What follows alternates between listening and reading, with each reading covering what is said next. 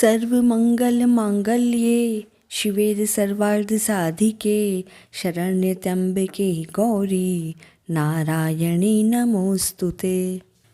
आप सभी को मेरा जय माता दी। कन्या पूजन के मंगल दिवस की आप सभी को हार्दिक शुभकामनाएं।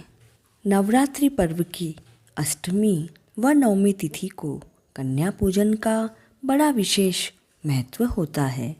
2 वर्ष से लेकर 10 वर्ष की कन्याओं के पूजन का अधिक महत्व होता है।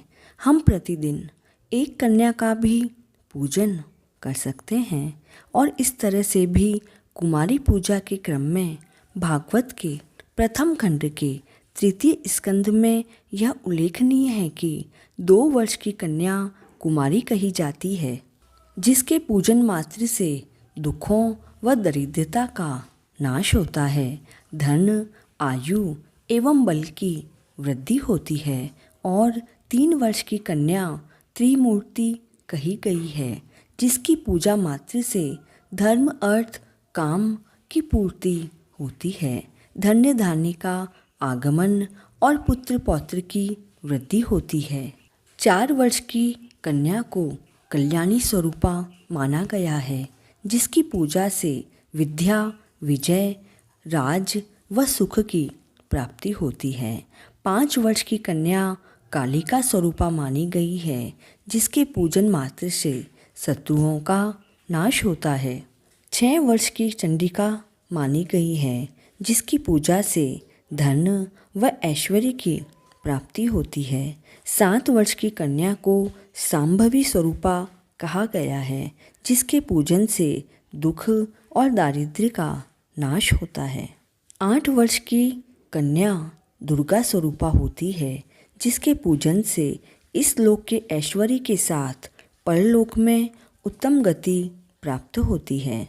9 वर्ष की कन्या को सुभद्रा स्वरूपा मानते हैं। इनके पूजन से सभी मनोकामनाएं पूर्ण होती है और साधना में सफलता मिलती है और इनके पूजन से जटिल रोगों का नाश होता है। 10 वर्ष की कन्या को रोहिणी स्वरूपा माना गया है, जिसके पूजन से समस्त मनोकामनाओं की पूर्ति होती है। अब देखिए, हमारे व्रत नवरात्रि के कन्या पूजन के पश्चात ही पूर्ण माने जाते हैं। इसीलिए अष्टमी व नवमी तिथि कन्या पूजन करके व्रत का पालना करना चाहिए। 9 कन्याओं को भोजन करवाना चाहिए एवं घर के पुत्रों से कन्याओं के पैर अवश्य धुलवाने चाहिए, जिससे कि उनके मन में महिलाओं व कन्याओं के प्रति सम्मान की भावना उत्पन्न हो। नवरात्रि के पर्व में भक्तजन माता के अलग अलग 9 स्वरूपों की पूजा करते हैं। अष्टमी व नवमी तिथि बड़ी ही महत्वपूर्ण कही गई है। इन्हीं दोनों दिनों में हवन के बाद कन्या पूजन किया जाता है। छोटी छोटी बालिकाओं को दुर्गा स्वरूपा माना गया है।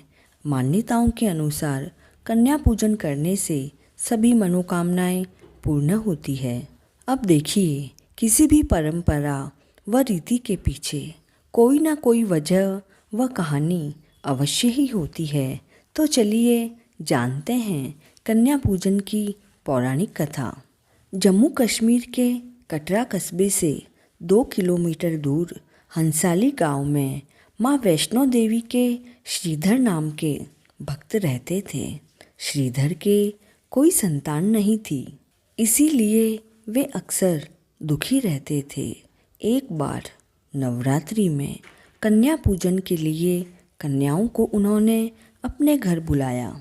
माँ वैष्णवी भी कन्या स्वरूप आकर वहीं बैठ गई।